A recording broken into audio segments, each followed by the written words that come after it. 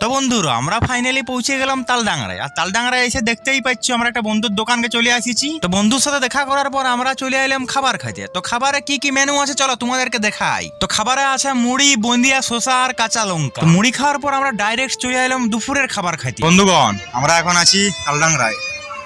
তালডাংরায় এখানে দুপুরবেলায় খাওয়ানো হচ্ছে না, ঠিক আছে। এখানে ভক্তদের ভিড় দেখতে পাচ্ছ, প্রচুর ভক্ত এখানে খাচ্ছে।